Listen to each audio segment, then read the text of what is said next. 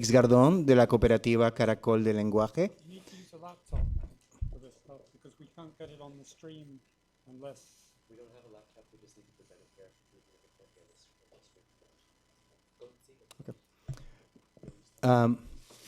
Estamos aquí para facilitar el idioma. We're here today to facilitate language justice as we're working. Y estamos trabajando con un equipo. We're working with our equipment para proveer, so we can provide interpretation for the Spanish speakers today. Para proveer idioma e interpretación a las personas hispanohablantes. Así que estamos aquí juntos. We're here and vamos a usar, we're going to be using a series of signs in order to facilitate the space. Un número de señas para facilitar el espacio en términos de lenguaje. If I do this, what does it mean? Más lento, por favor. Slow down. We want to make sure we can capture what you're saying. Queremos capturar lo que estamos diciendo. Si hago esto, if I do this, what does it mean? Más alto. Raise your voice. I can't hear you. We cannot interpret. We want to make sure we can hear everybody. And you see, there's one of our colleagues doing the same thing as I'm doing it. If you see somebody else doing, help us out. Because we might be someplace I'm not paying attention, so you can also mimic the thing. The last one, and it's really important for us, one mic.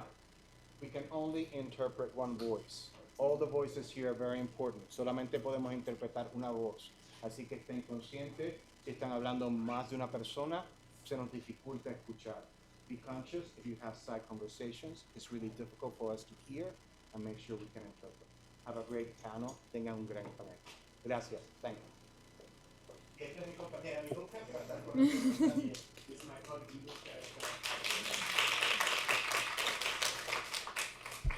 Great. Thanks, everybody, for joining us today. I'm not going to play... Oh, go slowly. I'm not going to play a large role in this panel, but I just want to frame up what we're talking about today.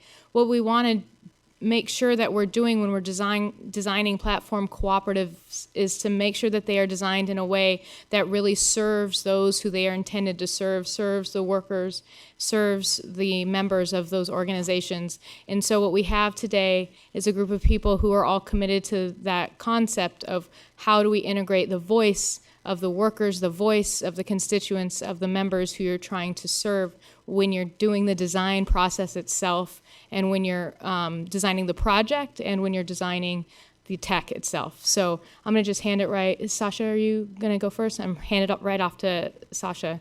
Thank you so much for being here today.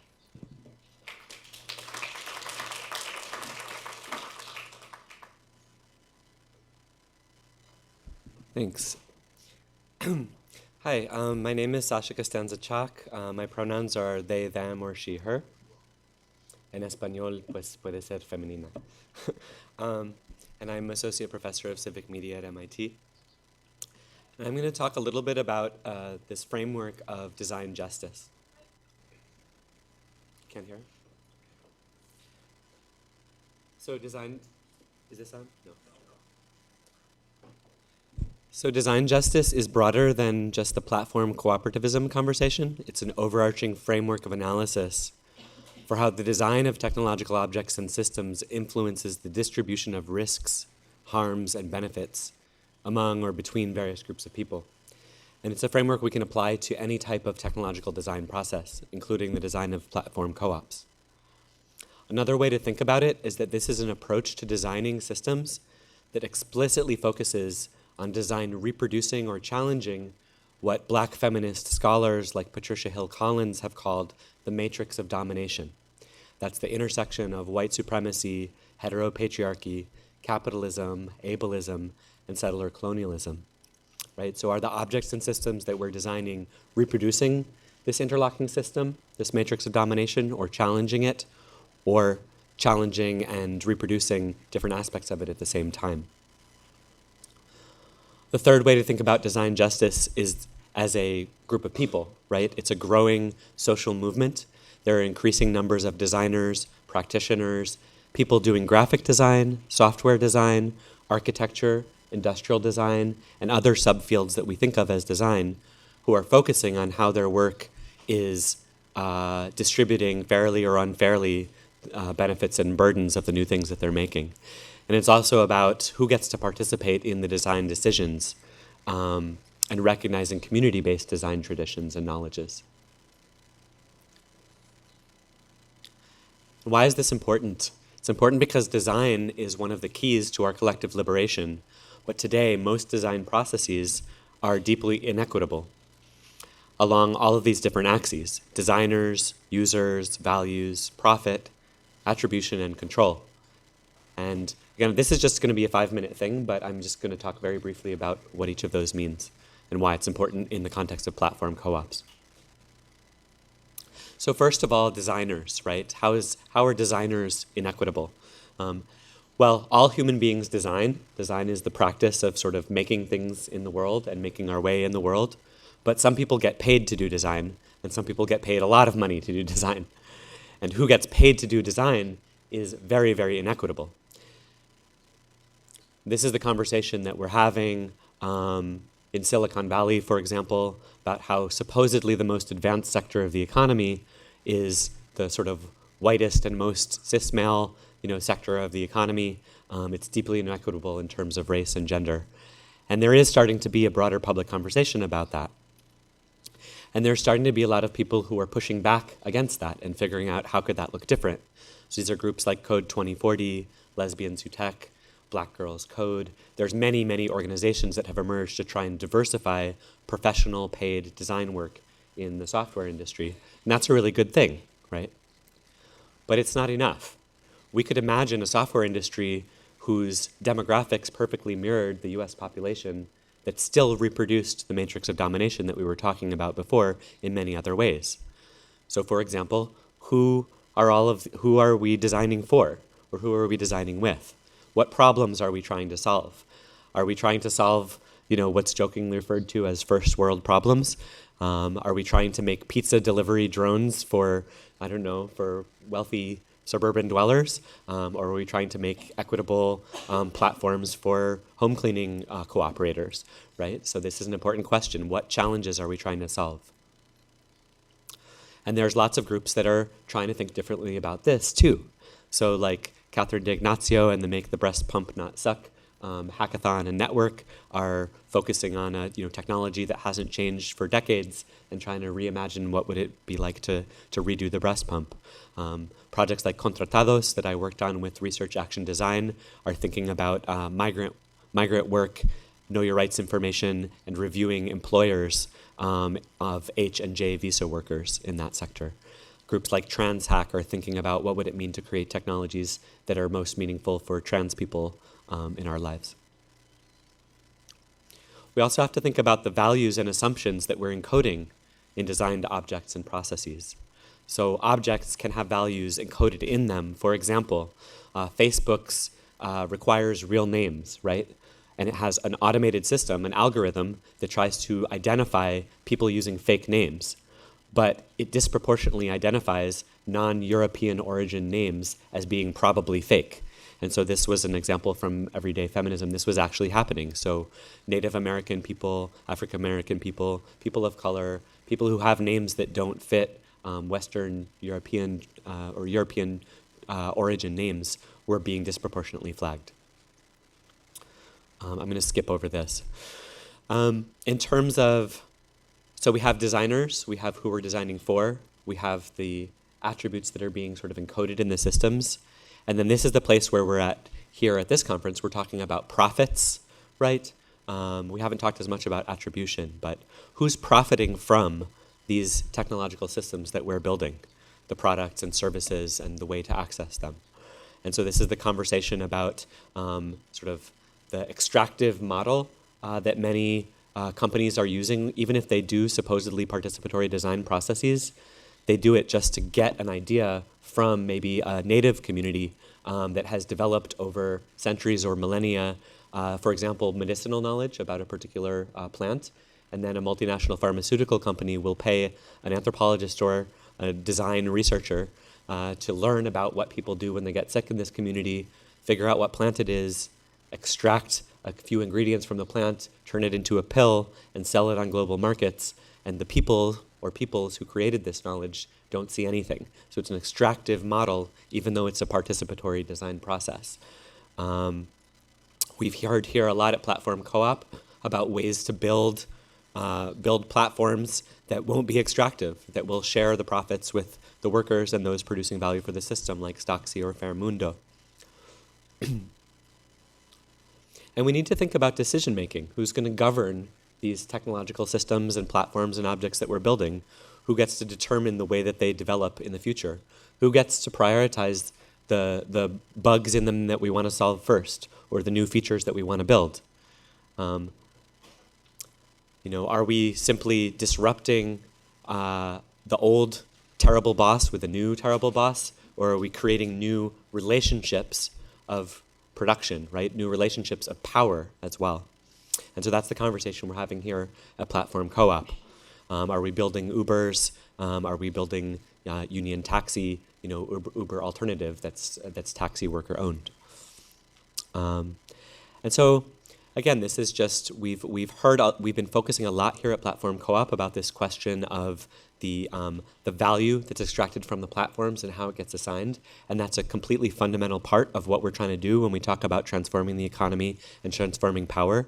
I'm just trying to say that design justice impels us to think in a little bit broader framework as well. It's not only about the profitability and where the surplus value is allocated. It's also about this intersection of race, class, gender, ability, location in global north, global south, in colonized or formerly colonized locations, that we have to locate platform cooperativism within a much broader conversation about how design of technologies reproduces or challenges the matrix of domination. So I'm done with the short version, so thank you.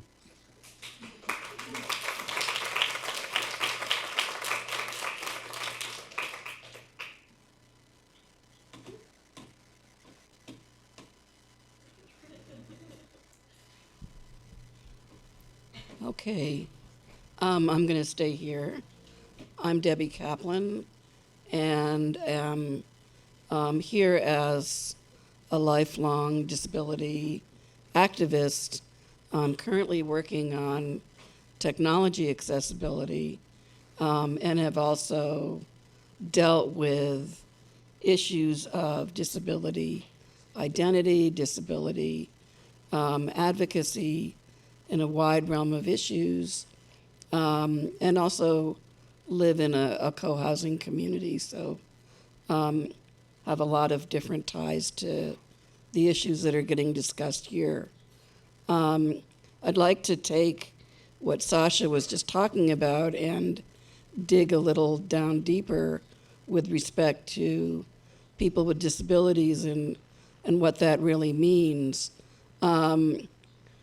I think this conference represents a desire to transform many different ways about how our social systems, our culture, our economy is working for people. And that's a really good time, a really fertile time to examine what that means, especially for people with disabilities. When I talk about people with disabilities, I'm using a very, very broad idea about who gets included in that grouping.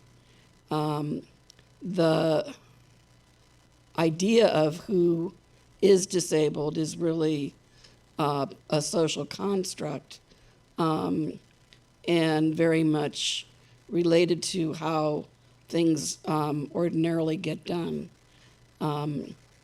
In a very accessible environment, I'm really not that disabled, but in a very inaccessible environment, I can't do many of the things or go to many of the places I want to. And so disability itself is very much in relationship to everything around it, that both socially and architecturally or design-wise. most of the people who experience limitations either because of how they are perceived or because of how their bodies function in relationship to their environments.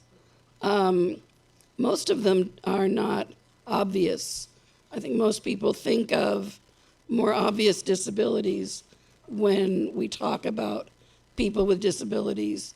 People like myself, I use a wheelchair, people who may be deaf, people who are blind, but the numbers are really of people who you couldn't tell unless you get to know them, and unless they decide to identify and let you know. Classically, especially in the employment realm, it has not worked in people's favor to identify as somebody who has a disability.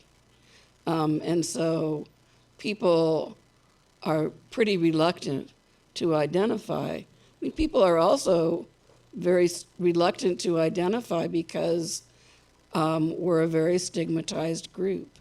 There's all sorts of assumptions people make about what it means to have a disability, I think mostly because many people haven't thought through and haven't understood that what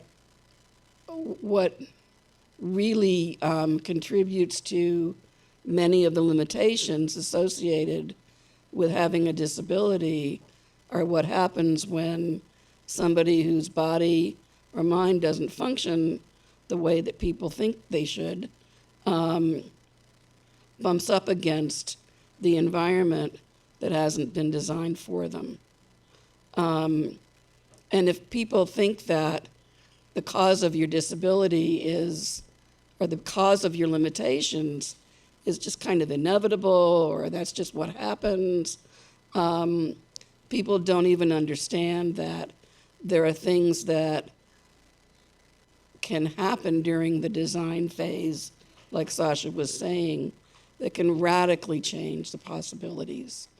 Another reason that people are reluctant to even think about disability sometimes is because people are deeply afraid of becoming disabled, don't want to have to think about it, and would rather avoid the subject, which means avoiding people with disabilities too. And it's another aspect of the disability experience that we have an opportunity to change and transform in the communities that we're creating and the cooperatives that we're creating. An obvious way to make changes is with the platforms themselves. There are very specific standards that exist around accessibility of technology. Unfortunately, they're not as widely practiced as they ought to be. And there's a widely held, many widely held beliefs within technology sector that get in the way of adoption of accessibility practices, thinking that that's somebody else's job or somebody else's specialty, or thinking that that's something that you do at the end of the design process when that is probably the most expensive and difficult time to be thinking about it. I mean, it's sort of like designing a building, putting in a staircase, and then saying, well, let's test it for how accessible it is. And then, when somebody says, well, that's a problem, you say, well, gee, that's really expensive to fix. It needs to be thought of in the beginning, and it's done by including users with all kinds of disabilities in the process of envisioning, what is this platform for? What's it going to do? When we're talking about workers with disabilities within worker cooperatives, one of the challenges is creating an environment and a culture where people do feel okay acknowledging they might have a disability or a health issue that might need to be addressed in order for someone to be able to work as optimally as they would like to, and to have ways of problem solving together with the individual who needs a flexibility to make that happen. How do you know what are the best solutions? Sometimes the person who has a disability might not even know what would be the best solution for being able to effectively work. The heart of the independent living movement and the disability movement is based on peer support and peer-to-peer mentoring, counseling, and empowerment. And I think about technology platforms and how useful they can be for people to create the kind of relationships, maybe with people in other cooperatives, who are interested in figuring out what's the best way for everyone to be productive, and how can we create processes and ways to communicate with each other so that everyone is included and thought of as a worker. The unemployment rate for people with disabilities is outrageously high, and a lot of that is because of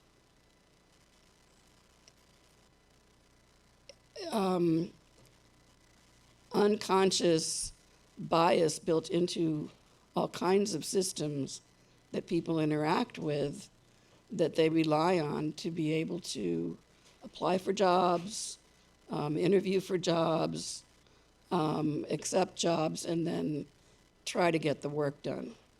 And I think we really have opportunities to collectively change the prospects for everybody and to broaden our ideas about who can be workers and who ought to be thought of as potential members. And also, I think it's important to also be mindful that many of the workers, especially in many of the types of jobs that we're talking about organizing, are likely to have family members with disabilities and have disability affect their lives in many ways that flexibility and operating together as a community where people support each other can really make a difference. And that really needs to be built into the way that the platforms support that taking place. And then lastly, let me just say a little bit about consumers with disabilities. I think it's very important to understand that consumers with disabilities have a lot at stake as well. We tend to be ignored by the marketplace and often don't get the kind of services or product features that we need to be able to take advantage of whatever is being made available. And again, I think there are opportunities for the cooperative approach of running an economy to just do things differently. If we've got workers who have a disability, accessibility and inclusion culture, then I think they're more likely to be committed to accessibility of whatever is produced. There have been lawsuits against Uber for discrimination against riders with disabilities, and lawsuits about the impact that Uber has had in the way that it's disrupted the traditional taxi business. Disability activists had been spending decades trying to get more wheelchair accessible vehicles included in local taxi fleets, and we're finally really beginning to see some success. And along came Uber's disruption model that has had a horrible impact on local taxi industry and has no commitment whatsoever to having accessible vehicles in their own fleets. And so the impact on consumers with disabilities has been to actually move things backwards from progress that we've gradually been achieving. And it would be tragic if the same thing happened from, that of course is my phone. It would be, yeah, that's right. So it'd be tragic if that happens, and it really doesn't need to be.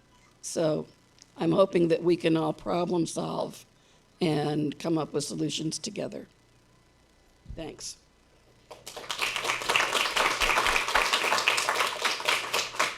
Gracias, Debby. Yo voy a hacer mi intervención en español, entonces va a haber interpretación consecutiva. I'm going to do my section, and Maribel and I are going to do our section in Spanish, so there's going to be consecutive interpretation.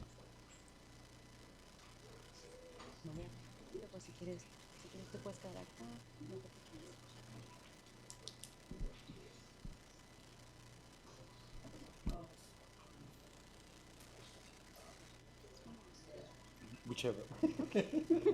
El que te guste más. Si podemos hacer porciones para que entonces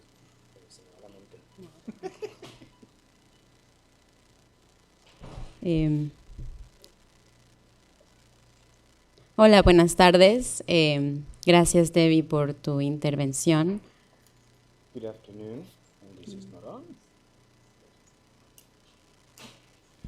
Good afternoon.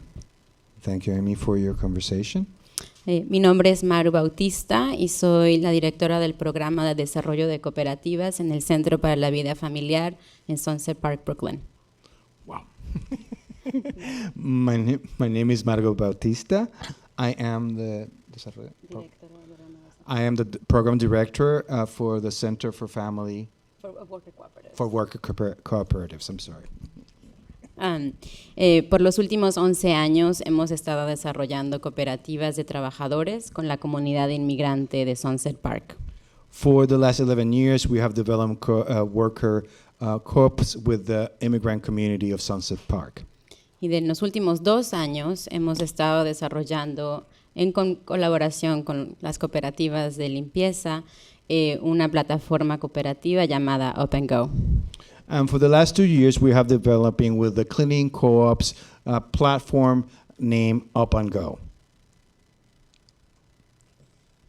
Entonces, ¿qué es Up and Go? Up and Go es una plataforma en línea para las cooperativas que hacen servicios de limpieza residencial disponible en Nueva York. So what is Up and Go? Up and Go is an online corporate home cleaning service that provides services in the city of New York.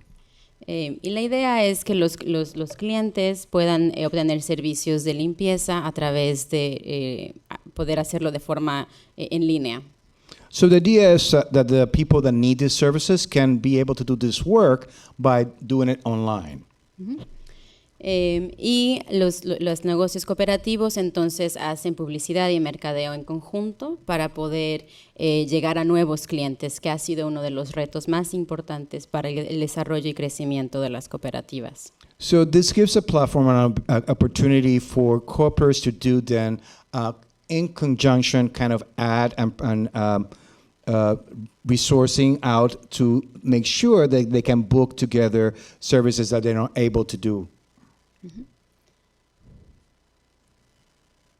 Entonces, en los 11 años que hemos estado desarrollando cooperativas, la mayoría en el sector de servicio, nos hemos encontrado que hacer el marketing ha sido uno de los retos más grandes de las cooperativas. So in the time 11 years that we've been doing this work, one of the biggest challenges that we have discovered is the piece of marketing for co-ops. Y también hemos visto que, sobre todo en la industria de los servicios de limpieza, muchas más plataformas están siendo creadas y entonces está siendo más complicado para las cooperativas poder accesar ese mercado sin la existencia de una plataforma para ellas. And we have been noticing that a lot of more platforms are coming up, but they're not geared to work with co-ops or doing this kind of support. So that's the reason we created this platform to then work with co-ops. Y bueno, también otra de las razones importantes es que con esta economía gig, que le llamamos en inglés, están empujando a los trabajadores inmigrantes de los sectores en los que normalmente están trabajando ellos, y entonces más personas que realmente están teniendo esos trabajos gig están realmente ocupando el espacio que estaban ocupando los trabajadores de estas industrias.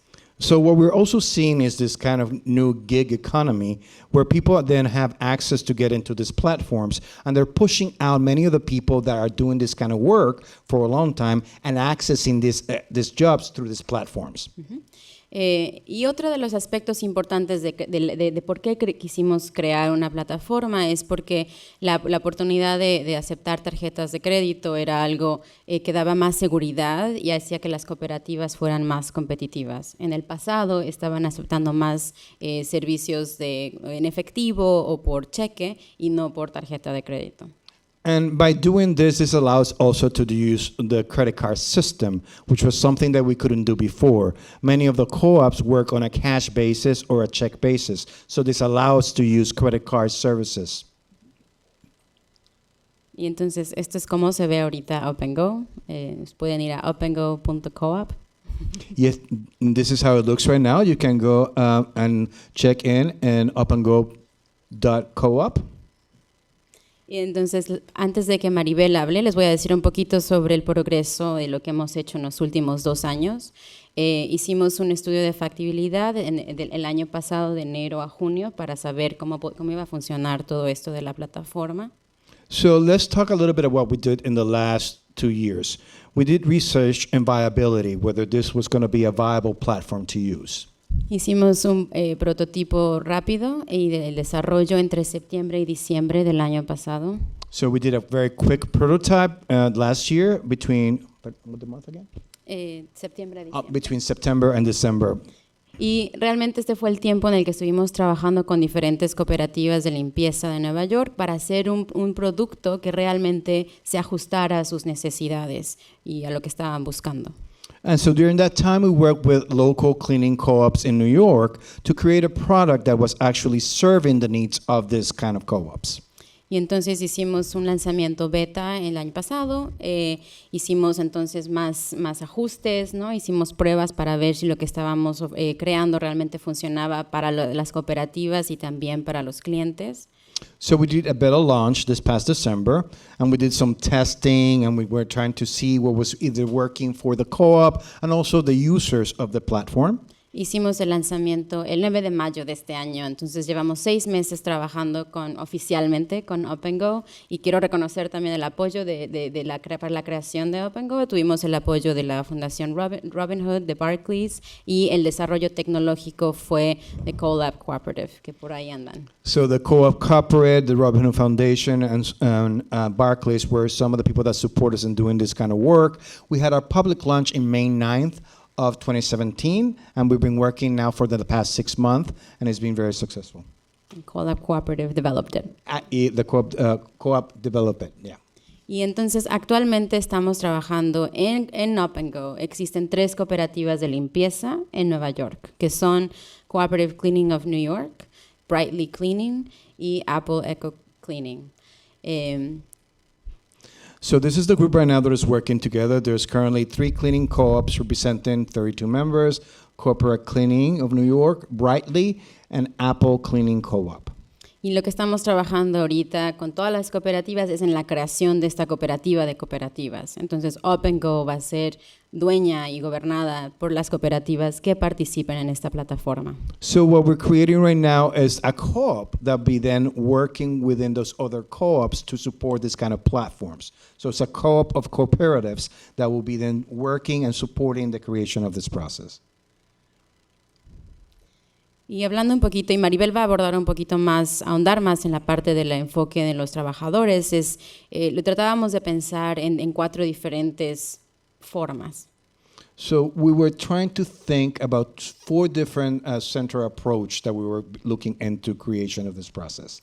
En el origen, al principio realmente el enfoque de la creación de esta plataforma fue por las necesidades que estábamos observando en las cooperativas con las que estábamos trabajando. And originally, most of the focus came out from what we noticed with the co-ops that we were working on. Y entonces se alineó nuestros intereses como desarrolladores de cooperativas y de los intereses de los trabajadores con la oportunidad financiera para poder realmente llevar a cabo este proyecto. So we then aligned the needs of the worker owners with also the needs of those who needed the kind of services to then make this work and move forward. También. Dímelo una vez más. No, está bien, tranquilo. La parte de tecnología y el diseño han tomado en cuenta mucho la forma en la que operan las cooperativas. La idea de la creación de Up and Go era de decir, bueno, ¿qué está funcionando bien en las cooperativas de limpieza en Nueva York? Están haciendo un servicio excelente, están reteniendo a sus clientes, están creciendo, pero necesitan acceso a esta tecnología. Y esa tecnología tiene que satisfacer sus necesidades.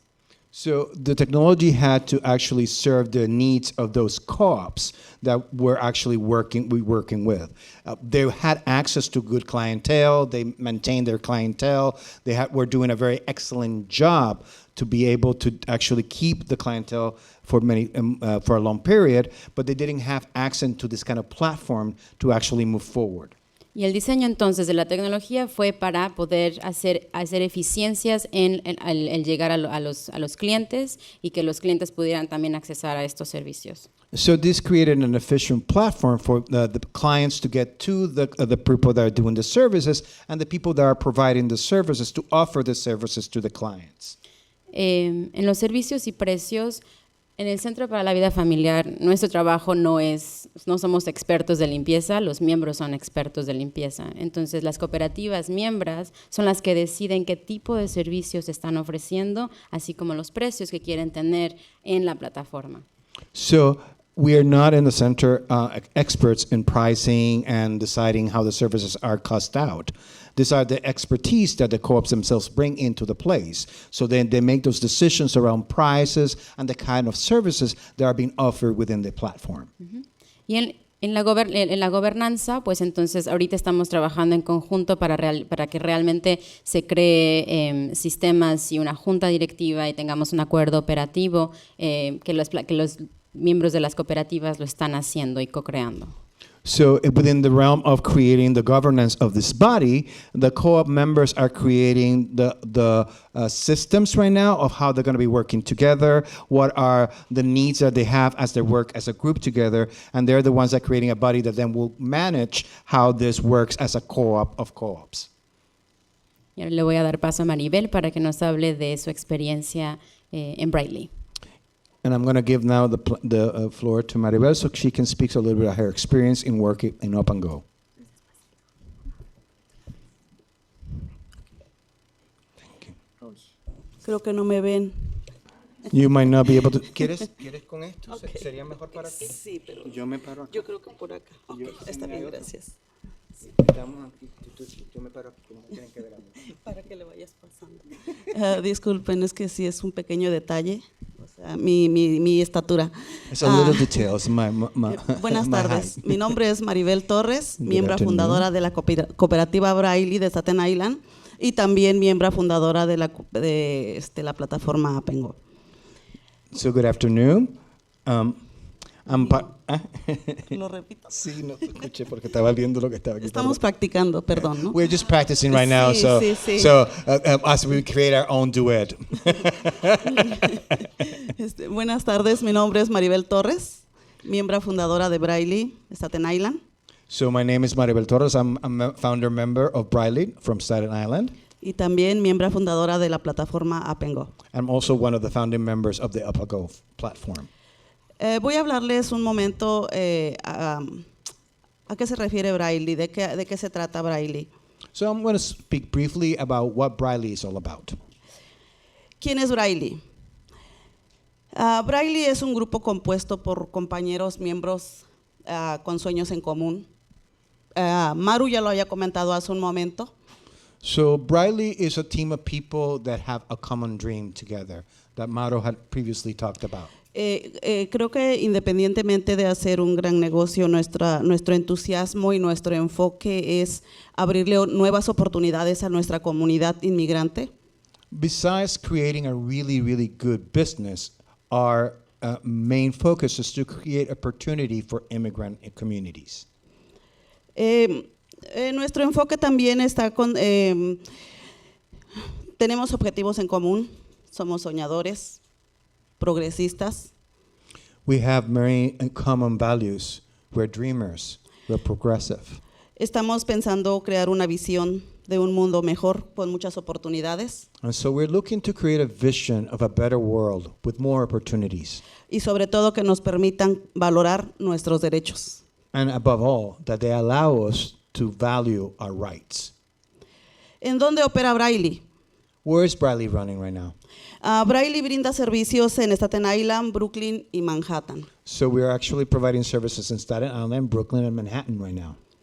Y podemos contar orgullosamente que también Braille ya tiene un contrato en East Hampton, Long Island. And we're very happy to say that Braille currently has also a new contract in Long Island? Sí, En East Hampton. East Hampton, Long Island. Okay. ¿Cuándo se lanza Braille al mercado? Pardon? ¿Cuándo se lanza Braille al mercado? When did Braille launches itself into the market? Braille se inició en Staten Island en noviembre del 2016. So we started in Long Island in November. Staten Staten Island. Island, sorry. I'm keeping my islands all mixed up. In November of 2016. Y nos lanzamos oficialmente en junio del 2017. And we finally did a whole launching in June of 2017.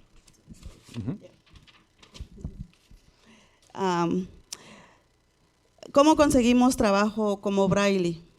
And this is the way, how do we find job in Braille?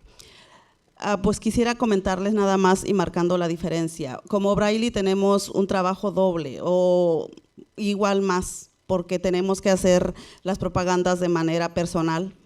Tenemos que buscar otro tipo, no tenemos otras oportunidades como Braille, ¿no? O sea, solamente de manera personal, de tarjeta en tarjeta, a las casas. So for us, was difficult because the way that we currently do it was doing person to person, that personal touch, giving them our presentation cards, knocking at doors. That's the way that we can get our business before. Y la diferencia enorme es que Braille pertenece a la cooperativa de la plataforma en Apengo. ¿Y cuál es la diferencia? Porque en Apengo nosotros tenemos la oportunidad de adquirir trabajos por medio del sitio web. So what's the difference, right? Being able to be part of the platform Up and Go, we're able to get then jobs through that platform. Hay una frase que dice, la unión hace la fuerza.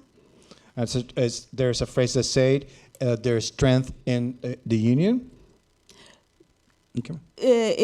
Porque somos más cooperativas, estamos buscando no nada más ser 3 cooperativas como lo mencionaban hace un momento, estamos buscando brindarles oportunidad a más cooperativas para que esto sea mucho más grande, tengamos la fuerza, tengamos la potencia de llegar a ser grandes. So, as we said before, we're 3 of us right now, but we're looking for other co-ops to join this work because believe as we become bigger, there's more strength and there's more power. Y definitivamente remarcando nuevamente, sobre todo brindándole la oportunidad a nuestra comunidad. And we have to highlight once more, we're actually bringing opportunities to our community. Gracias. Thank you.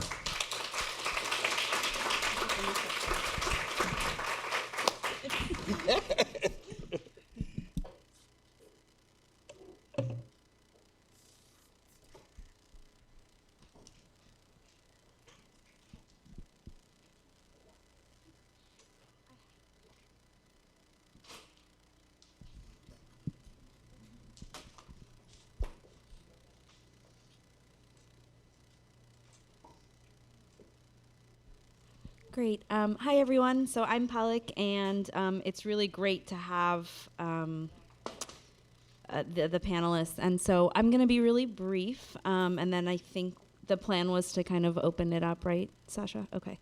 So I think for those who were here yesterday, I introduced who I am when we opened up the conference, but I'm Palak, and I'm the Social Innovations Director for the National Domestic Workers Alliance. And it's great to see the Up and Go platform really take off and to have domestic worker cooperatives participating so heavily in this conference because it's a really important front, is that better?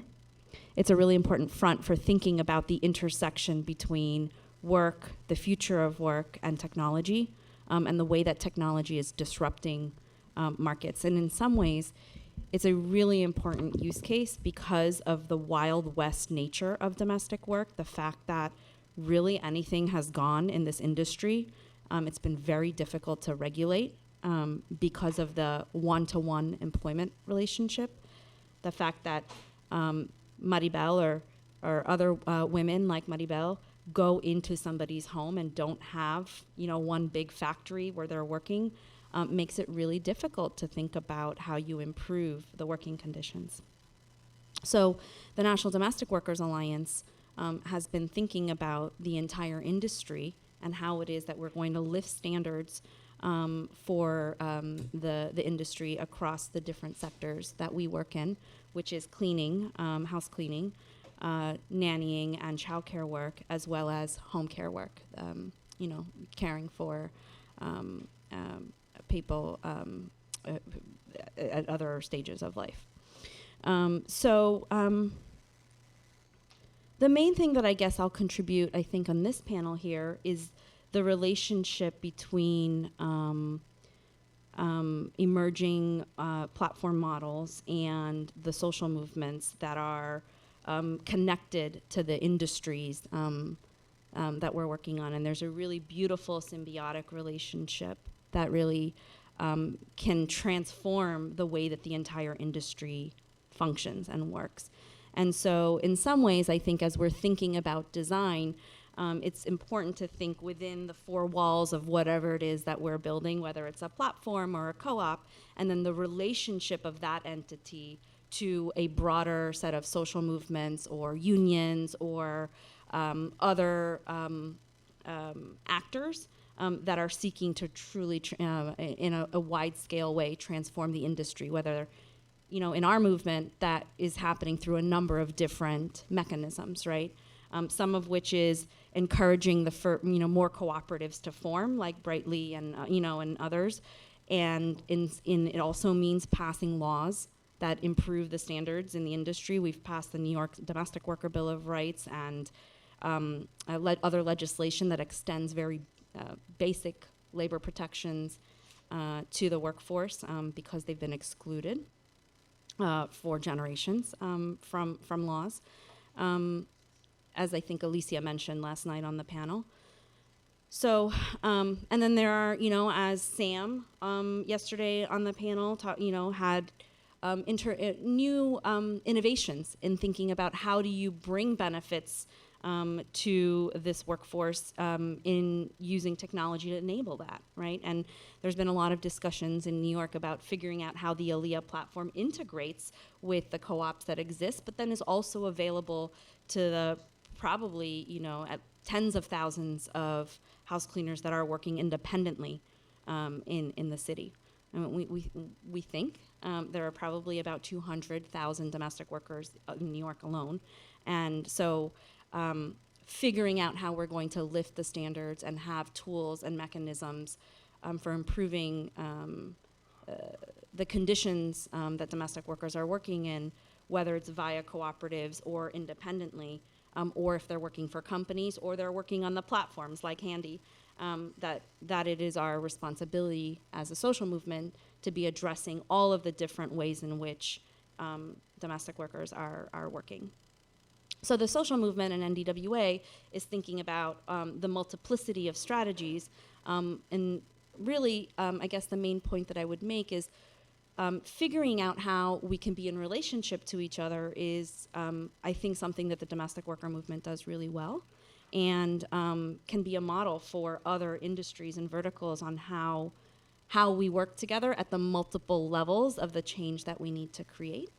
And so I know from the kind of national social movement point of view, we're really thinking about the future of these industries and how it is that technology players like a company like TaskRabbit and a company like Handy, which in some ways is disrupting both the cooperative's ability to compete, but also the independent cleaners' ability to compete, because consumers are looking for click, click, click, and somebody shows up.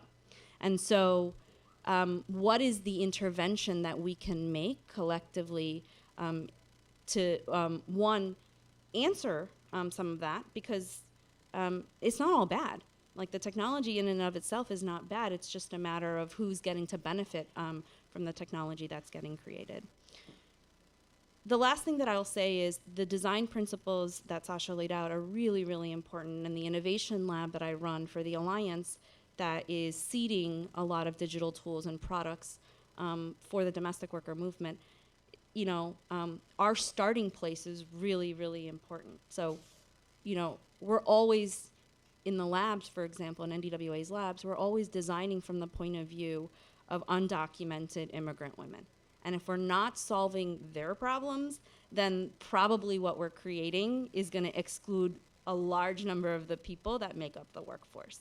And so thinking about translation and interpretation on the front end. I mean, we have worked for probably a decade now with Caracol on language justice and translation. Everything that NDWA does has, and our assembly has 7 languages.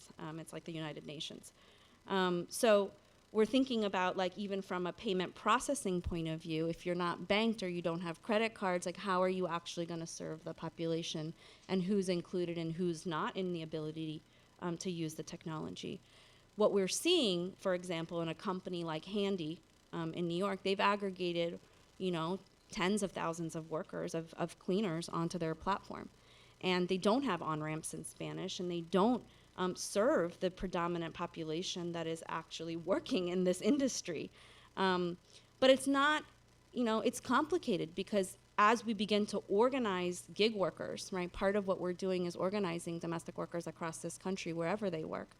And what we're learning is really interesting, because in some cases, what you're seeing happen in a company like Handy is workers who had also pretty crappy jobs working in fast food are now trying to find jobs in that platform. And so it's not, it's a really complicated terrain, because people really need work at the end of the day. That's the main problem. And the work that's available to them is sliding down and down and down in terms of the standards. And so as we think about the interventions that we want, and we think about the future of the industry, it's not as clean cut as to say Handy is an evil competitor and we need to put them out of business. We do need to raise standards on that platform. It's really important that we do.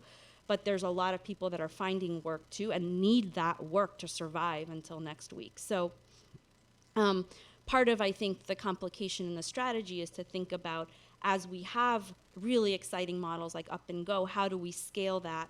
How do we also accommodate the tens of thousands of cleaners who are not yet part of a cooperative but should join one?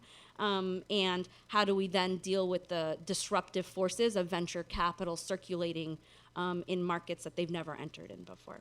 So those are the questions that we're working on, and I think it's just such an honor and a pleasure to have at least be in a discussion at the kind of co-op level, the developer level, and then the social movement level, all being in interaction together. It's actually pretty rare to do that. So I really hope that we can dive in a little deeper.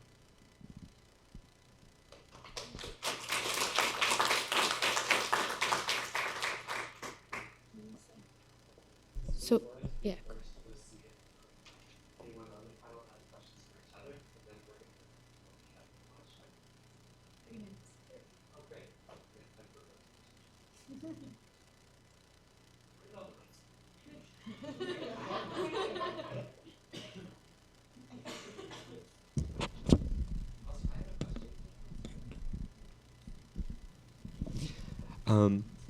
So this is a question,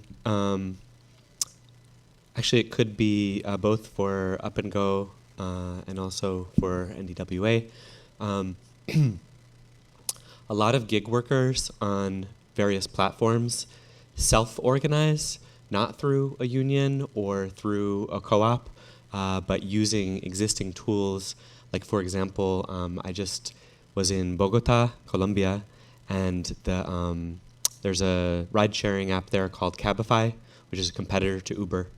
And a lot of the Cabify drivers, one Cabify driver was telling me that he was in a WhatsApp group with about 300 other drivers, and that they use that group to share information about police who are known to take bribes at certain intersections, because right now Uber and Cabify are illegal in Bogota while those companies negotiate with the city. So which corners to avoid. Also, there's some contentious stuff with the yellow cab drivers. There have been some physical altercations between them and Cabify. So they use these tools like WhatsApp groups to self-organize, share best practices, talk about wages and tips and so on and so forth. And so I'm wondering, both for Up and Go and also for NDWA, to what degree do you have an intentional strategy to go find workers on the already existing platforms and spaces where they might be, like WhatsApp groups, Facebook groups, et cetera, to organize them and bring them into the work that you're doing?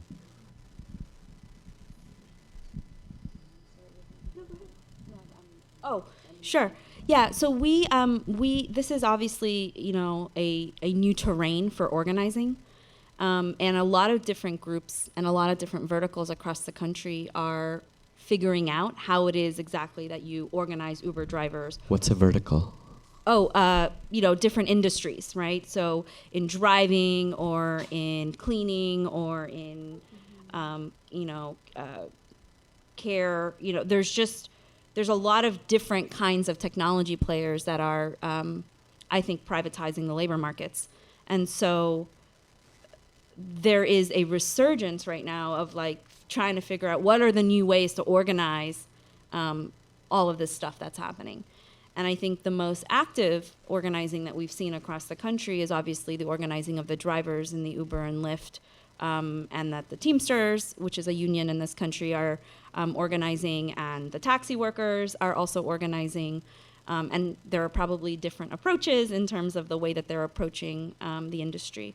I think in our industry, in the domestic work industry, we are very much active right now in cracking the nut of organizing gig economy workers. And so we have we have an organizer on our team that is specializing specifically on domestic workers who are working on platforms. And for now, the main platforms where people are finding work are in the cleaning industry. It would be Handy and TaskRabbit, both of are pretty popular mainstream venture-backed companies. There are marketplaces that are very active in connecting people on both sides of the labor market, like a Care.com or a CareLinks. There are Ubers for childcare now that exist. It's called Trusted. and they're doing dispatching of childcare workers. The same is happening in home care as well. And so there's a pretty big startup called Honor that's probably raised, I think at this point, over $70 million to become the Uber of home care. So it is a really active terrain, and the reason for that is the domestic work industry is growing. It's a growing industry because as the baby boomers, demographically, as the baby boomers age in this country, there is more need for that kind of support. And most people don't want to be in the kind of people who are aging. When you do the surveys about what their preferences are, they don't want to go into a nursing home. They don't want to be institutionalized. They want to stay at home and stay in their community. And so that will require a whole care infrastructure that doesn't necessarily exist. So I think from our point of view, what we are really trying to figure out is what are the interventions, that make sense, and specifically around the gig economy stuff.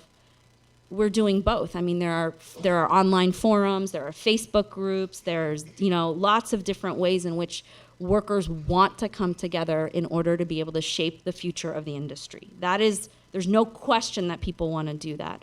But what is a challenge right now is the power differential between, and there's also, there's a lot we don't know because of the black box of the way the platforms work. And so it's only when people are coming together and talking in real life about, different features and why their profile was terminated and, what is this cancellation fee that I now have to pay because I was 5 minutes late, but it wasn't my fault. And there's all kinds of things that are happening that are changing the work conditions, but the only way we're learning what that is when people are actually talking to each other. In the interest of time, I might do it in English, if that's okay. You know what? No. Está bien. Perfecto. Entonces, en cuestión de estrategias de crecimiento y de cómo llegar a más trabajadores y cómo más trabajadores pueden utilizar Up and Go. So in terms of how we can reach more workers and how we can integrate more people into Up and Go? Bueno, actualmente la estrategia existen cooperativas de limpieza en Nueva York, entonces la idea es llegar a esas cooperativas de limpieza en Nueva York y lograr que entren a usar Up and Go, que sean miembros de Up and Go. So right now our strategy is doing outreach to cleaning co-ops that are right now in New York and try to promote to them join then Up and Go and the platform in terms of. Entonces esa es la primera, como que la estrategia base, ¿no? Y después de eso es obviamente crear más cooperativas porque realmente hay muchos trabajadores que están enfrentándose a esas situaciones muy complicadas y de mucha vulnerabilidad. So, and that's the first phase of our strategy, engage those co-ops that exist. Then the second phase is to organize those individuals into co-ops so they can actually join us as they were mentioning in NWA right now. Entonces, nuestra estrategia es también el desarrollo de una franquicia cooperativa para que podamos crear más cooperativas de limpieza con la marca Brightly y entonces más cooperativas entren a Up and Go. So we also want to make sure that we have a strategy to bring other co-ops into the place under the franchise of Brightly so they can be also part of the platform of Up and Go. Y después vamos a seguir viendo. And after that, we'll see. Does anyone else on the panel have a question for each other before we open it to the audience?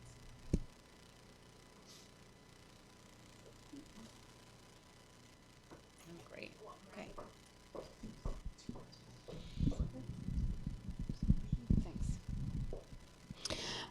My question is about a aggregation model that I've seen in Australia, and I'm just interested if it's on anyone's radar here. But that's what it's a cooperative that is an interface between the mechanics and the suppliers of mechanical parts, and it takes on an economic role. So the mechanics buy parts from lots of different services, but they pay one bill to the co-op. And the suppliers supply to lots of different mechanics, but their bill is paid by the co-op. So they've got guaranteed payment. So the co-op takes all the risk out of it. And actually functions really well. It's one of the biggest co-ops in Australia, and it's really effective. And as you were talking, I was thinking about, what are other things that people get into their home? Because you've talked about childcare and you've talked about cleaning, but there's, gardening, dog walking, maintenance. If you had a one-stop shop where people could go to for all those different services that they need, that they could order all of them, that gives you something that the other services aren't offering. And if you built in, and so then they don't get 5 different bills for all the different things they need, they just get one bill. I mean, has that been sort of experimented with? Are people thinking along those lines?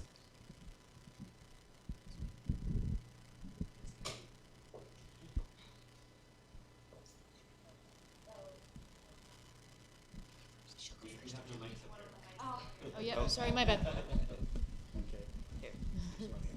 If I could just make a quick observation. It's an interesting question because you're looking at it from the consumer point of view rather than from the worker point of view. And so it's just interesting. Aunque yo pienso que sí existe una correlación, en OpenGo la idea también es de que podamos traer más industrias a que sean parte de OpenGo. Entonces sí, la idea de que, por ejemplo, el cuidado de animales pueda ser algo más que se pueda añadir a OpenGo también. Entonces sí lo hemos pensado. So yes, we have thought about it in terms of Up and Go, about what other kind of services we can be providing. For example, taking care of pets, is something that we have been thinking about. I'm sorry? Trabajo de dog work. So it's trying to have that kind of services and how do we integrate it. So yes, it's been in our perusal and our thinking. Yeah. So that is the model of, Handy is trying to do that. It's also... there is a cooperative that's trying to do that, which is Loconomics, and there might be some others as well, so that are trying to become sort of marketplaces for multiple services. So there are some people working on that, but nobody who has like the massive amounts of capital backing. Again, the perpetual problem that all of us have in the platform co-op space. There's another question here and one over here, so let's go here. Thank you for being here. I'll say my question in both English and Spanish. This is for Maru and Maribel. Yes. I'll say it in English first. I'm wondering about the relationship of clients to Up and Go, but especially just to the cooperatives. Like, what are the clients choosing Brightly and the other co-op services because they have a dedication to co-ops in general, or is it basically, why do clients choose to use a cooperative service? And is there a relationship there that is different from relationships with clients that are not in a cooperative? So, mi pregunta es sobre la relación entre el cliente y los servicios cooperativos que ofrecen. Y por qué el cliente escoge a usar una cooperativa de limpieza en vez de otra empresa, una limpiadora privada, si hay alguna razón que ellos escojan a usar una cooperativa y cuál es la relación esa entre la cooperativa y los clientes. Bien, yo creo que aquí se basa mucho en la calidad del servicio. No podemos competir, con nadie, no estamos compitiendo, solamente estamos ofreciendo calidad. Y las cooperativas que pertenecemos a la cooperativa de Apengo tenemos los mismos estándares de calidad. Entonces yo creo que en eso se basa. So what we offer differently is quality. We're offering a higher quality service that there is not offered, and that's what we have in common as co-ops. We actually maintain a high quality service, and that's where we do our sellout. The selling point for us. Right. My question is kind of on the design practice side. I feel like with user-centered design or human-centered design, there's this approach of talk to people, understand their experience, believe their experience, but kind of to a point that Debby touched on briefly, don't believe them when they say what they need, right? And so I'm curious if any of you have thoughts about this sort of bridging that part of listening to people and taking that input, but then having perhaps a more, I don't know if democratic is the right word, but something about the actual design outcome where it's not sort of like the genius designer gets all the data and then makes a decision, right? Is there something that we should be doing after that initial stage, which additionally should be more inclusive in the data that's feeding in? But curious about any of your thoughts on that. Yeah, I think we could separate out two parts of the question. So one is, how do we build a really good product that responds to some needs that people actually have? And there's lots of techniques for doing that from the design world. And as you said, it's definitely true that just asking people to describe verbally what they think they need it's not a good strategy to only do that. That's part of a design process, but you also need to do things like, there are techniques like shadowing people as they do the work so that you see what they're actually doing on a daily basis, and then you can understand where some of the problems or pain points might arise. You can also analyze how people interact with mobile websites or with web tools to see, how long do they spend trying to figure out where to click in a particular location. So there's lots of techniques for figuring out what you need to really build. I think you can separate those out from the values that are driving the design process, who's going to own what you make, and all that type of stuff. So any of these techniques that I just described could be used by a giant multinational company that just wants to extract knowledge from a community, make a product, and sell it to them without giving them either credit or money. Or it could be used by a worker-owned cooperative that wants to make a really good user experience both for the workers and for the clients, like Up and Go.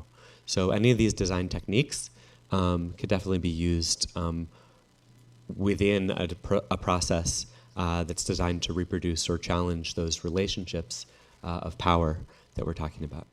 But it's a great question. Yo añadiría también que es importante tomar en cuenta las diferentes perspectivas de quién va a usar la plataforma y para quién es la plataforma, porque, por ejemplo, en nuestra experiencia. So it's very important also to keep the perspectives about who's using the platform and for who is the platform designed. Porque si nada más tomáramos la experiencia, por ejemplo, de lo que un cliente haría o cómo interactuaría con la plataforma en sí, tendríamos unos resultados que no necesariamente beneficiarían a los trabajadores, por ejemplo. So if the platform is only geared towards the client, we create very different results and will not be able to support the people in the co-op space in terms of accessing that platform. I'd like to add something. I've been doing a lot of work around some of the venture-backed platforms and figuring out how we would raise standards for the domestic workforce in these various new ways of working. And in some ways, the main challenge of the venture-backed platforms, at least on the labor side and in our space, has been that it's been primarily designed for the customer and then for the investor. To the exclusion of actually designing for the supply side or the worker side of the platforms. And it's actually a really big business problem because when I talk to the CEOs of all of these companies, their number one problem is attracting the workers to come and work on the platform. It's true. I mean, I've talked to so many different, mainstream venture-backed platforms, and this is a huge problem in this kind of digital labor platform side of the industry. And some of that is because I think they are paying below market. And so the market is actually functioning and, workers are like, I'm not going to work there because I'm not going to get paid. And in some cases, it's kind of like this frenzied startup model where you're just building and testing and you're designing primarily for your paying customer first. But I think it's actually causing a lot of problems because I don't know if you guys remember, there was a startup called HomeJoy that went out of business. It's an awful name. But they went out of business and they were one of the first, venture-backed companies to really fail. They had raised, I think, $30 million or something like that, and they went out of business. And it was really interesting when I was talking to the San Francisco manager of that company because one of their challenges in recruiting people, I mean, forget about the substandard wages and the fact that they were like, underpaying workers, but take all of that out of the equation. They were really having problems because they hadn't thought about who actually cleaners were, and none of the on-ramps onto the platform were in Spanish. And so people who were monolingual Spanish speakers could not, even though they were probably willing to at least understand and access couldn't actually come onto the platform. And it was just like anybody who understood that industry would have been, this is like the most obvious thing that you need to solve for. So I was really puzzled by this. And the more and more I've engaged, the more I'm like, wow, I'm talking to platforms who have been public, for a few years. They've raised probably 150 million in venture funding. They've raised $90 million in the first day of trading. They're almost 7 to 8 years old at this point, and have never had a director of community on the supply side.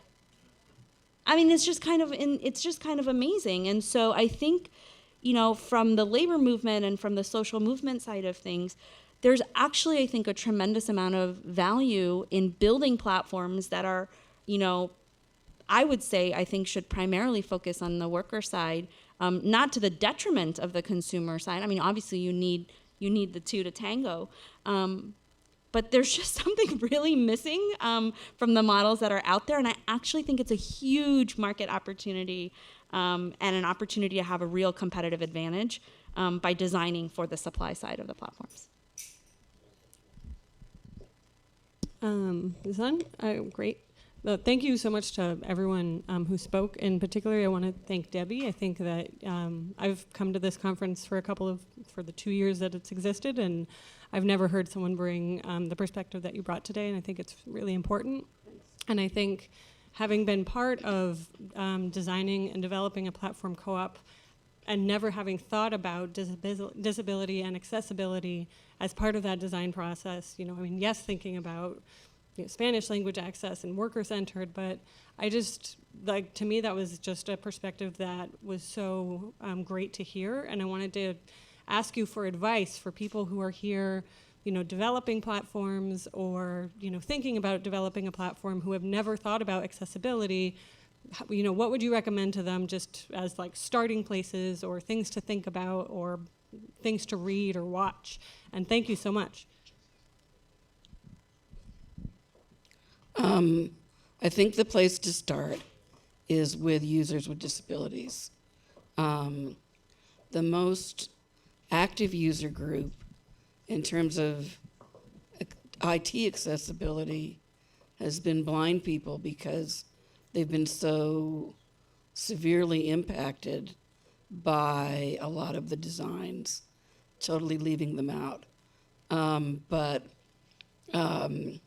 users who use voice recognition, like drag and dictate, low vision people whose issues are very different from people who are blind, people with mobility and dexterity limitations, who can't easily use a mouse, people with cognitive impairments are very, very interesting, and with multimedia and videos, people who are deaf. And so there's lots of organizations that focus on technology accessibility. It's not that difficult to find users who are happy to engage. If you're in an education environment, engaging with students with disabilities is another place to find people. But I mean, you can read articles, you can look at standards, you can get training, and that's all important. But you need the context of how users with disabilities actually engage with technology so that when you're having to solve problems, it's not so abstract that you don't know if you're making a good choice or not. And then you need people who you can contact and say, what do you think? And, did you try this? And they say, oh, yeah, that's ridiculous, or whatever. Because there's just a lot of very experienced people and people who really want you to be asking what you're asking. And then if you're in a large business or a place that has a disability employee resource group, you know, those are the people who really know the technology that your business focuses on. So there's a lot of places to go, and it can be really productive. Just want to add on top of that two quick things. One, there's a sort of trend in some design programs and design schools to teach these classes in quote unquote empathic design, which are typically about you try and basically pretend that you have a disability and then inform your design that way. Actually, there's empirical research out now that shows that produces worse outcomes for people with disabilities than not doing it at all. So that's not a good strategy to try. Don't do that. Another is that there are large institutions sometimes do have user testing groups that include people with disabilities. Academic institutions sometimes have that. MIT has one. But also I think there's actually a really interesting opportunity here for the platform co-op movement. So there was this experiment in Chicago that the Chicago civic technology community did called the Chicago User Testing Group, where they actually set up this standing body of residents who got paid to test out new quote-unquote civic technology projects and apps that the Chicago Code for America brigades were trying. And so this was a group of people that you could go to if you had a new app or an existing app and you wanted to test it, and they would get paid to try it out and provide you feedback on how it worked. And I think we could actually create a cooperative of user testers. And I see someone raising their hand over there. That already happened?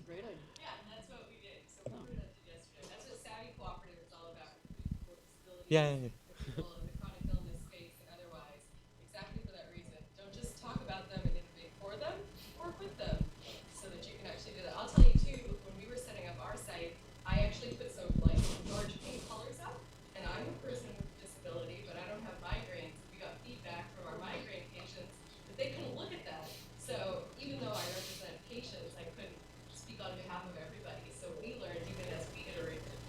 As an example. So if you need anything, we would be happy to help the co-op community. A couple of other really, really strong pieces of advice. One is user testing is great and important. You really do have to know what the standards are. Having somebody check it out with JAWS, which is the most common screen reader technology, is not the same thing as complying with the standards. It's important and useful. It's not the same thing. And a lot of people have the impression that you design and develop something and then you test it for accessibility. Well, I already went over that.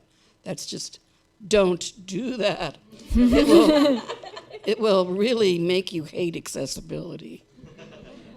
So we only have 2 minutes left. Do you want to try to squeeze in one more question or just have some final thoughts? One more question? Okay.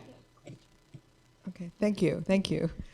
So I just want to build on a comment that was made about and emerging from the audience and the panel about sort of worker-driven co-ops from the perspective of not just the transactions that we're trying to create here, finding a job or finding a gig, or the consumer finding someone.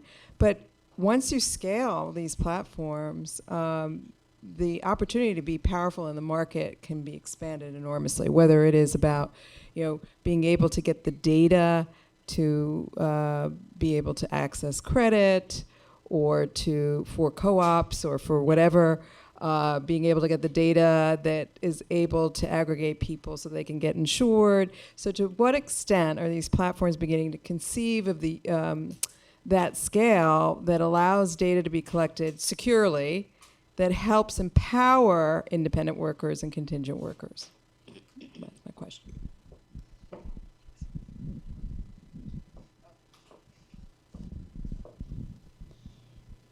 Pienso que las cooperativas han hecho muchos avances en pensar qué tipo de beneficios y qué tipo de cosas quieren ofrecerse a sí mismos. Entonces, tienes toda la razón de que es importante utilizar estas plataformas para realmente obtener toda la información y realmente ir por... o sea, lo que he escuchado mucho es la parte de la jubilación y la parte del acceso a seguros médicos. Entonces, sí es parte de lo que las cooperativas mismas están pensando y queriendo para ellas. Entonces, creo que a través de una herramienta como Up and Go pueden hacer ese enfoque sectoral, ¿no? de sector.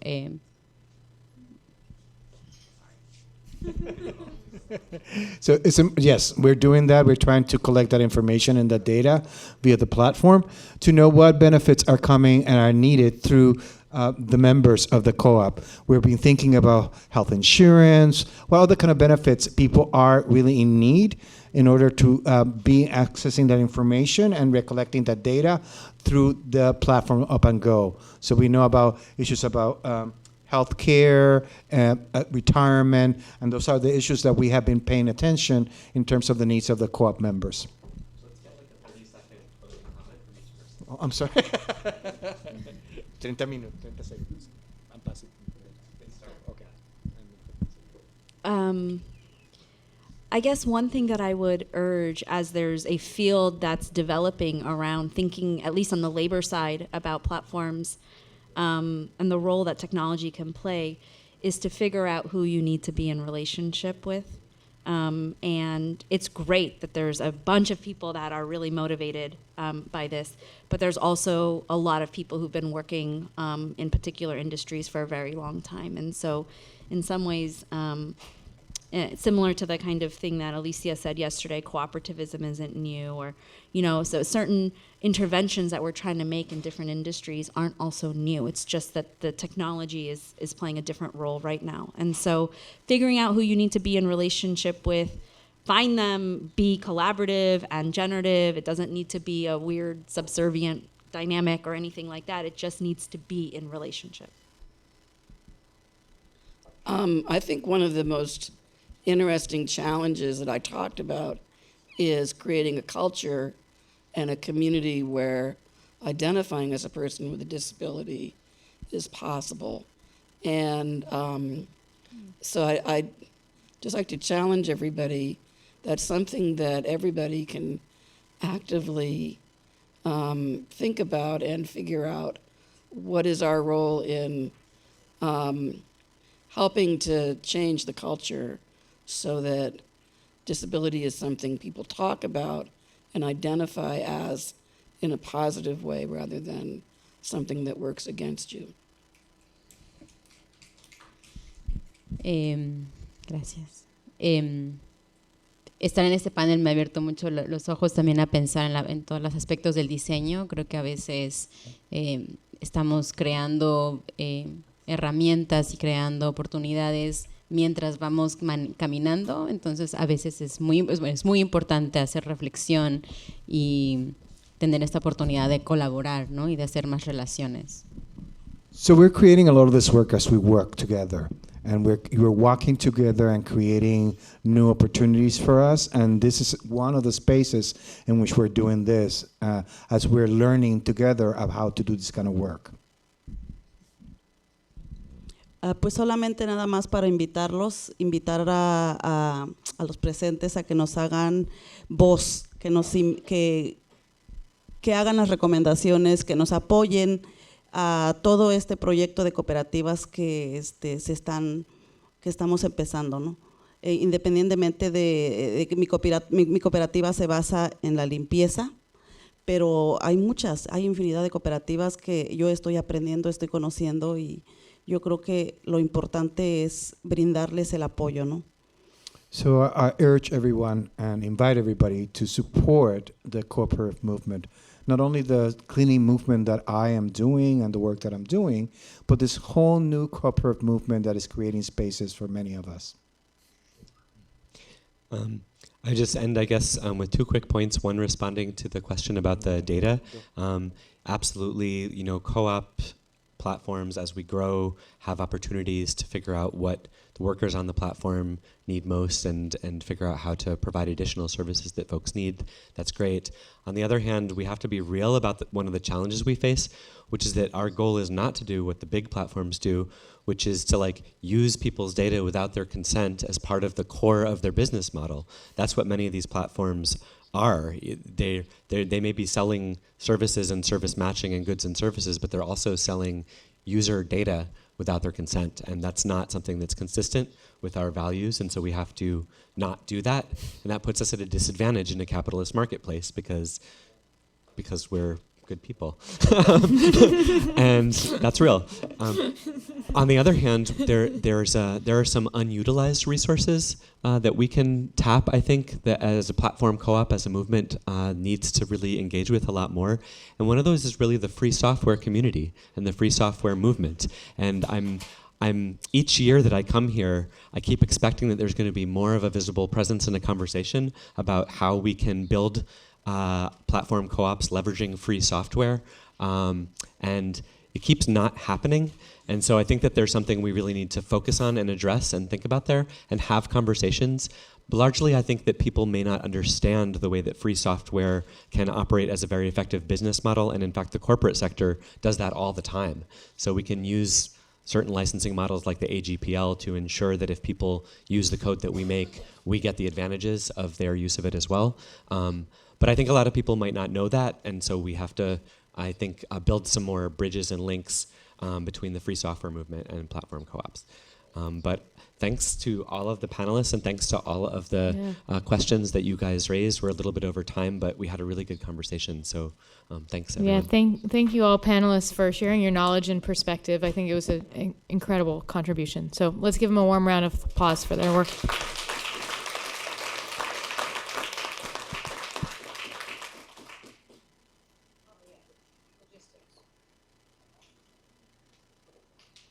Figure out and tell you what's next. Figure out and tell you what's next. Figure out and tell you what's next. Figure out and tell you what's next.